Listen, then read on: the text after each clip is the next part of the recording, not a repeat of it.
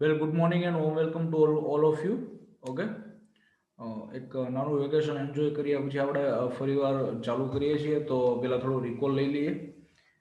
તો already we have studied about some basic concepts of friction. Okay, that what is friction simply and how it works, etc., and factors affecting the friction. Okay, so in this we have already discussed something that first of all the force of friction opposes the motion of opposes the motion of the object. Okay, so what it actually wants to say that we have already discussed that cause of friction, due to friction, the object which is already in moving position, okay, it will come to the rest position. Okay, જે object moving પોઝિશનમાં હોય એ rest position ઉપર આવે છે. શેના કારણે? તો કે ફ્રિક્શનલ ફોર્સના કારણે. આ એક બહુ આપણે સિમ્પલ બેઝિક ફિનોમિના અથવા તો કોન્સેપ્ટ આપણે જોયો હતો, બરાબર?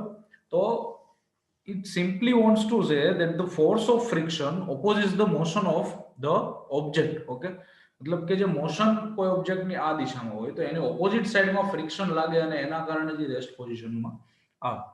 બરાબર. નેક્સ્ટ ટોપિક આપણે જોઈએ તો કે the force of friction always opposes the applied force.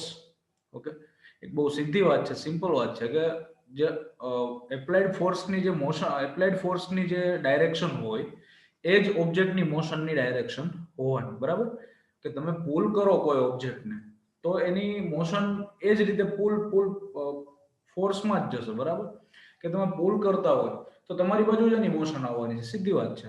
તો ફ્રિક્શન છે એ એની ઓપોઝિટ સાઈડમાં. બરાબર, મતલબ કે આ બંનેને આપણે માનો કે જોઈન કરીએ આ બંને વાક્યોને, તો બંને સેન્ટેન્સને, તો પુશિંગ ફોર્સ અથવા તો પુલિંગ ફોર્સ, પણ ફોર્સ, એપ્લાઇડ ફોર્સ અને મોશન આ બંનેની ઓપોઝિટ સાઈડમાં જ ફ્રિક્શનલ ફોર્સ હોવાનો. બરાબર છે, સિમ્પલ.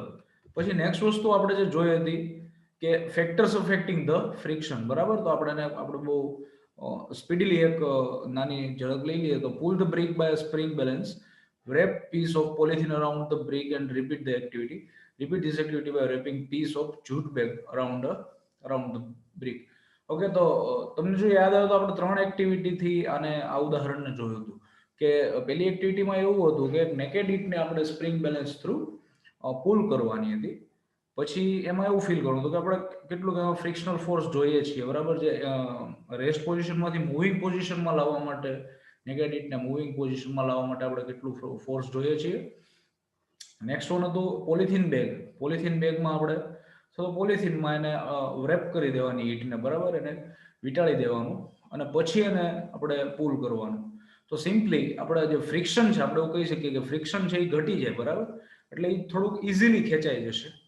અને નેક્સ્ટ વન થર્ડ એક્ટિવિટી હતી જૂટ બેગ, એટલે કે આપણે ઓલરેડી ડિસ્કસ કરેલું છે કે કોથળો ટાઈપનું જે મટીરિયલ આવે. બરાબર, શણ જેને કહે ગણાય, તો એ મટીરિયલથી આપણે ઈંટને વીંટાળી દઈએ. બરાબર, એ મટીરિયલ આપણે ઈંટને વીંટાળી દઈએ અને પછી જો ખેંચીએ તો ફ્રિક્શન વધી જશે, એટલે કે આપણને થોડું વધારે બળની જરૂર પડશે. બરાબર, બળપૂર્વક ખેંચવું પડશે. બરાબર, તો આટલી સિમ્પલ વસ્તુ આપણે જોઈ હતી. અને નેક્સ્ટ વન હતું સ્પ્રિંગ બેલેન્સનું બેઝિક જોયું હતું કે શું છે. બરાબર, આ ઇન્સ્ટ્રુમેન્ટ શા માટે વપરાય છે, શા માટે યુઝ થાય છે, અને અપાર્ટ ફ્રોમ ધીસ, બરાબર, આપણે એ પણ વાત થઈ હતી કે હુક સ્લો પર સ્પ્રિંગ બેલેન્સ કામ કરે છે. હવે આજે આપણે factors affecting the friction force અથવા તો ફ્રિક્શન, એમાં આપણે એક વધુ ટોપિક એ જોવાનો છે કે સરફેસ ઇરેગ્યુલારિટીઝ. બરાબર, તો જે કહેવાય ને કે ઝૂમ કરીને તમે જો જુઓ, બરાબર, ઝૂમ કરીને આપણે જોઈએ કોઈ વસ્તુને, મતલબ કે ટેબલ લઈ લઈએ અત્યારે. બરાબર, એઝ એન એક્ઝામ્પલ માનો કે ટેબલ લઈ લઈએ તો ટેબલ ઉપર માનો કે એક બુક આ રીતે પડી છે. બરાબર, જો અહીંયા આપેલું છે કે સરફેસ ઓફ બુક અને સરફેસ ઓફ ટેબલ.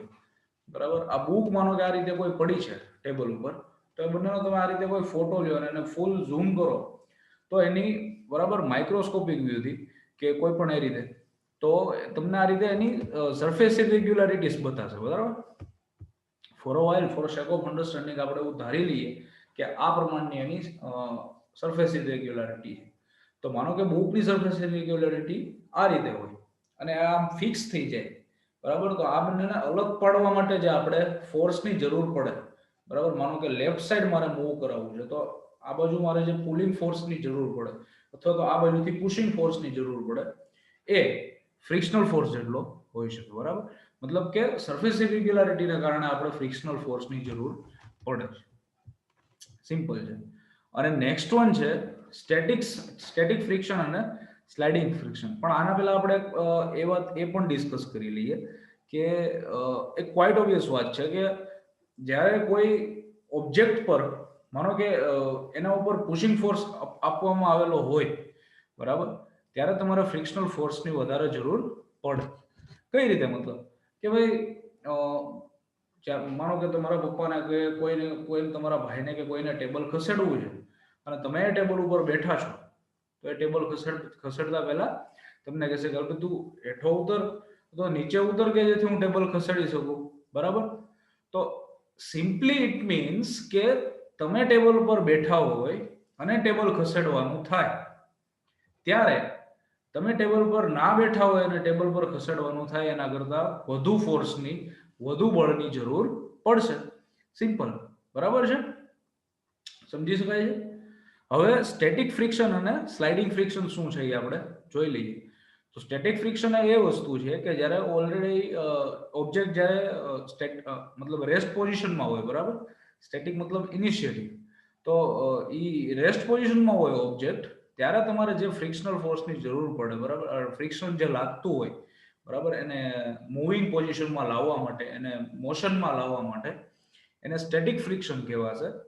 પણ જોઈ લઈએ સેન્ટેન્સ, જે ડેફિનેશન ટાઈપનું કહી શકાય. The force required to overcome friction at the instant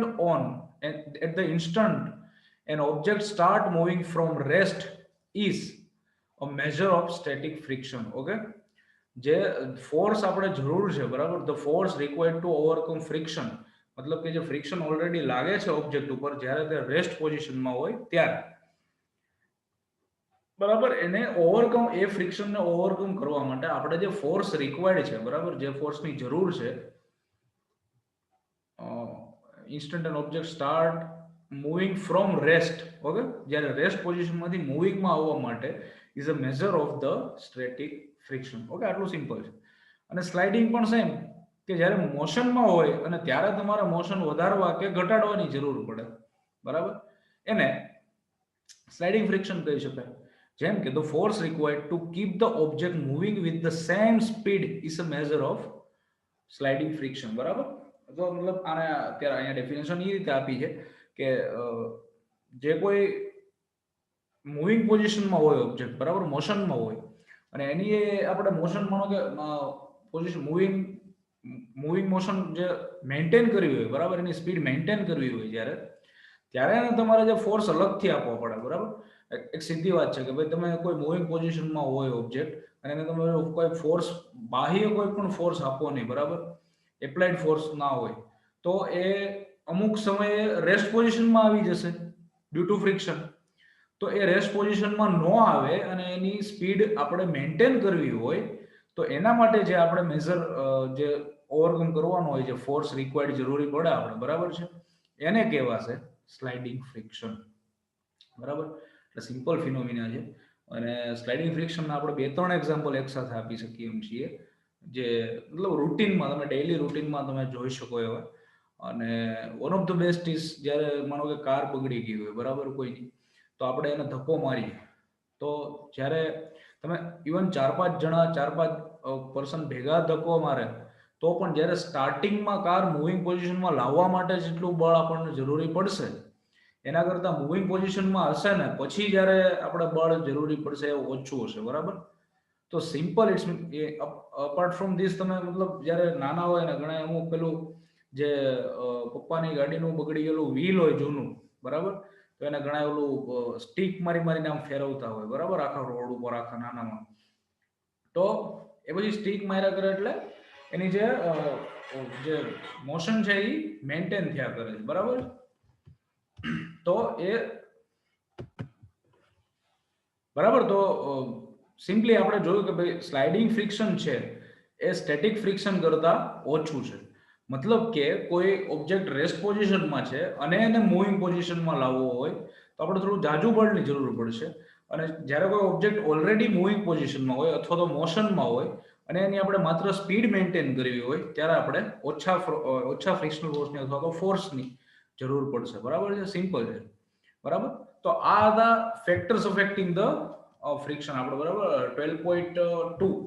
બરાબર, તો અહીંયા સુધીનું તમારે ટેક્સ્ટ બુકમાંથી અહીંયા સુધીના બધા જ મતલબ 12.1 ને 12.2 સુધી 12.2 ના એન્ડ સુધી બધું વાંચી લેવાનું છે કમ્પ્લીટલી. એક્ટિવિટી ફરીવાર સમજી લેવાની છે, પોસિબલ હોય એટલી એક્ટિવિટી ઘરે કરો, બરાબર, સોશિયલ ડિસ્ટન્સિંગ જાળવીને, કોઈ પણને મળ્યા વગર. અને જેટલા ઇમ્પોર્ટન્ટ ટોપિક્સ આપણે શીખ્યા છે એ બધા તમે નોટ્સમાં લખી લેજો, બરાબર, અને નોટ્સ કરી લેજો. અને એઝ સુન એઝ પોસિબલ આપણે એક લિંક મોકલશું, એમાં તમારે અપલોડ કરવાનું રહેશે, બરાબર, એઝ અ હોમવર્ક. બરાબર, બહુ સિમ્પલ અને થોડું એવું જ હોમવર્ક છે. બરાબર, તો keep working. Thank you very much.